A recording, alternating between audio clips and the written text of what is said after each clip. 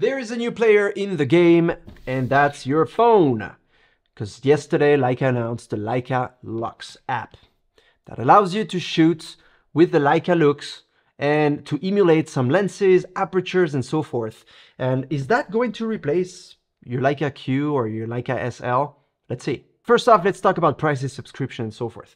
There is a free version that basically gives you the very basic features, and there's a paying version that gives you a bunch of things. The things you get is you get an extra 5 Leica LUX, 4 Leica lenses, the possibility to shoot in manual focus and to expose as you want, and you can capture in RAW. So those are the things you get with the professional version. Now, the subscription costs, if you take the yearly package, you get 2 months for free, basically.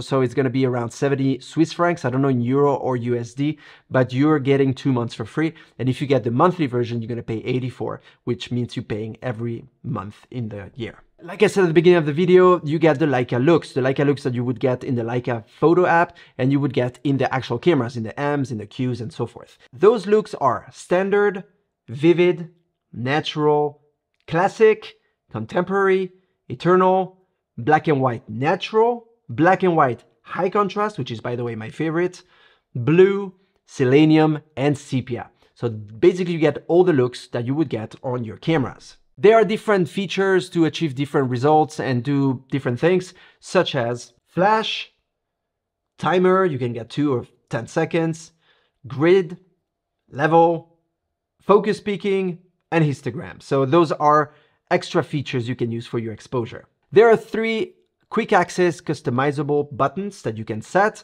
They're on top left corner, top right corner, and bottom left corner. And basically just keep it pressed and you have a list of things that you can assign to those different buttons. There are 2 modes you can shoot from, the P mode or the aperture mode. In P mode, you can shoot in 13mm or 26mm. Those are the 2 lenses or options you get. And when you shoot in aperture mode, you can shoot at 28, 35, or 50mm. The 28 and the 35 are semi-luxes, so they emulate semi-lux lenses, so they open at maximum f1.4, and the 50mm simulates a Noctilux, which opens at maximum f1.2. All the lenses close down to f8. Let's not talk about this like in real life, okay? As you can see in this video I shot with my phone, I recorded the screen. You can see trying to take a photo of this flower, how the depth of field kept moving, trying to emulate it and trying to find the subject. And it is not yet perfect. It is not yet, I think, at the point where it's really usable. And one thing that threw me off a little bit, I didn't shoot on an iPhone 15 Pro Max. It was an iPhone 13 mini, but is the fact that they're trying to emulate Sumilux and Noctilux on a phone. The whole point of Leica, and I've been in Wetzlar, I've seen how they manufacture the lenses. It is just mind-blowing. It's crazy good. And it really is manufacture from the word mani, hands. So they really do it by hand, and it takes a lot of work, precision, and expertise. And that's what gives us that Leica look. The Leica look comes from people knowing how to use their cameras and how to take photos, and from the gear, the Leica lenses that take amazingly sharp and beautiful photos with an amazing depth of field, bokeh balls. There's a lot of factors that go into that Leica look, that famous Leica look. So I did some tests comparing what you would get with, say, an SL2S or an SL3 and what you would get with the Leica LUX. I tried to shoot everything at the same focal length and aperture. I can only open up to f2.8 with this lens, so I set everything to f2.8 just to see how they compare next to one another. Here you go.